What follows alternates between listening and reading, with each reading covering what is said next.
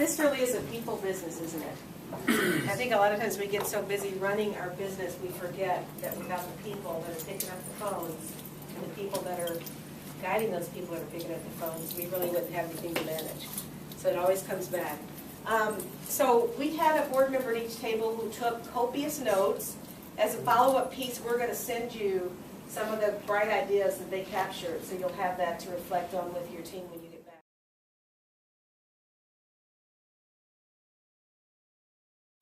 I had customer self-service and driving profits as a discussion point, and we had varying degrees of people's influence over those decisions in their companies, because some of those decisions are made elsewhere. But we can all, so what we really kind of went into is where we can all influence, try to influence those decisions and identify the good and the bad strategically to the company within what we self-serve and how we self-serve as a company. And so we had some great discussions about everything from how we are maybe losing money by forcing self-service and thinking it's good things, to also the different generations, how we serve, when you kind of went to look into the future, how we serve generations differently through that. If you're not already thinking about apps on cell phones or something, 10 years from now, you may be way behind in your business. So it was a good discussion around a lot of those things, and how we as running contact centers can also identify those and sell them up or across our organization to have an influence on how we self-serve, because there is good self-service and there's very bad self-service. And there's things that we think is good, like maybe taking a payment over the IVR and cable, right? That's a pretty simple thing. But how many of those customers could I have sold something to if I was smart enough to route them to an agent instead of taking it through the IVR? What's my profit I'm losing on that as well? And how am I taking that in consideration? So that's the kind of discussions we have. Thank you, Michael.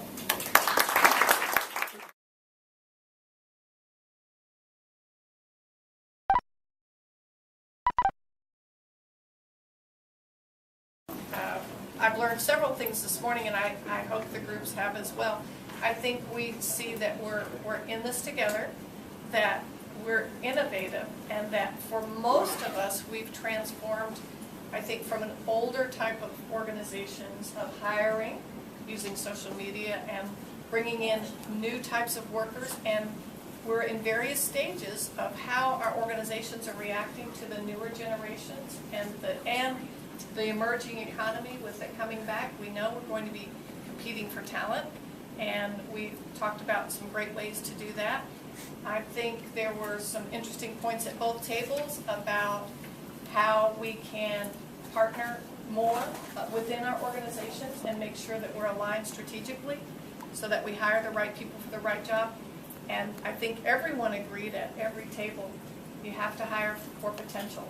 Hiring today for that person to fit that seat doesn't get you or your organization where you need to go. You need to look downstream and have your hiring and retention process organized in that way so that you're sure you're successful going forward, not just for today.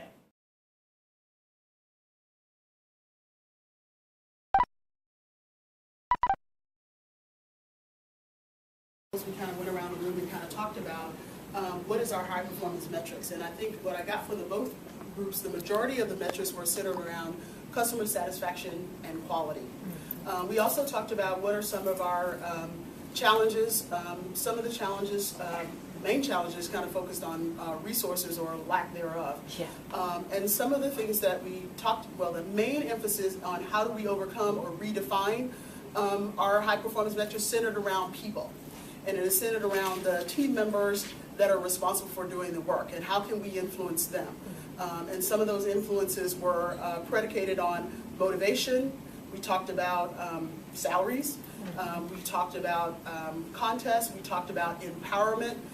We talked about providing feedback and then letting them in on the feedback to kind of help set the framework for redefining high performance. Great, thank you.